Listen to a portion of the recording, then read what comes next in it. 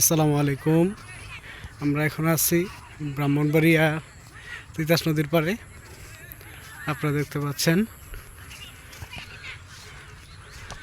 খুব সুন্দর মনোরম পরিবেশ, গ্রামের পরিবেশ।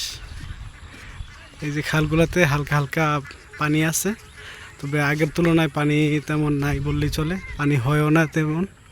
ওই যে ওই পাশে দেখতে পাচ্ছেন ছেলেরা ফুটবল খেলতেছে, এবং এই যে এই পাশে এই যে এখানে একটা হাঁসের খামার আছে। আর আজকে ওয়েদারটা অনেক ঠান্ডা, একদম ঠান্ডা ওয়েদার। হালকা হালকা বৃষ্টি পড়তেছে, বাট মানে ওয়েদারটা, বাতাসটা হালকা ঠান্ডা। তো আমরা যাচ্ছি একটা ব্রিজ দেখার জন্য। ব্রিজটা হচ্ছে মূলত দুইটা গ্রামকে সংযুক্ত করছে এই ব্রিজটা।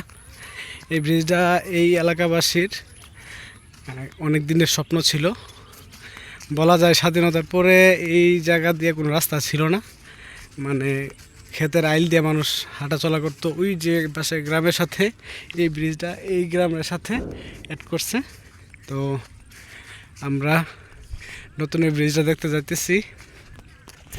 আমরা এই যে আশা পড়ছি প্রায় ব্রিজে।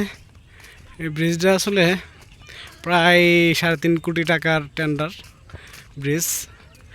সো ব্রিজটা হওয়াতে এখন বর্ষাকালেও মানুষের যাতায়াতে কোনো সমস্যা যে আগে ছিল, ওই সমস্যাটা এখন আর নাই। মানুষ এখন অনেক পানি হলেও এই ব্রিজ দিয়ে আসা যাওয়া করতে পারবে। সো ব্রিজটা আসলে খুব নান্দনিক ব্রিজ হয়েছে, খুব সুন্দর ব্রিজ। মানে এই গ্রাম অঞ্চলে এই ব্রিজটা হওয়াটা বা এই ব্রিজটা অনেক মানুষের চাওয়া পাওয়া থাকে। এই ব্রিজটা আমি আপনাদেরকে দেখাই। যে ব্রিজের উপর দিয়ে এখন আমি হাঁটতেছি।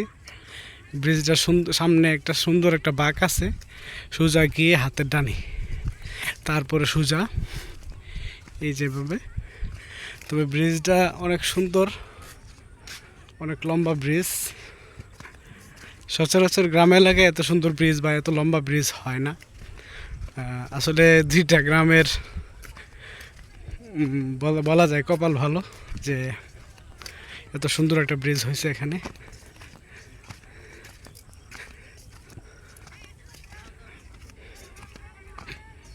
এই যে নৌকা দিয়ে মাছ ধরতেছে, অনেকে ঘোরাঘুরি করতেছে। ওই যে বিলের মাঝখানে একটা গাছ।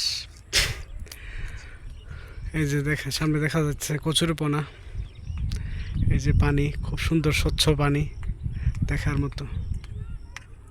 আসলে এই বিকেলবেলা অনেক মানুষ এই ব্রিজে ঘুরতে আসে, দেখতে খুব সুন্দর। তো তাই আপনাদের সাথে ভিডিওটা শেয়ার করলাম।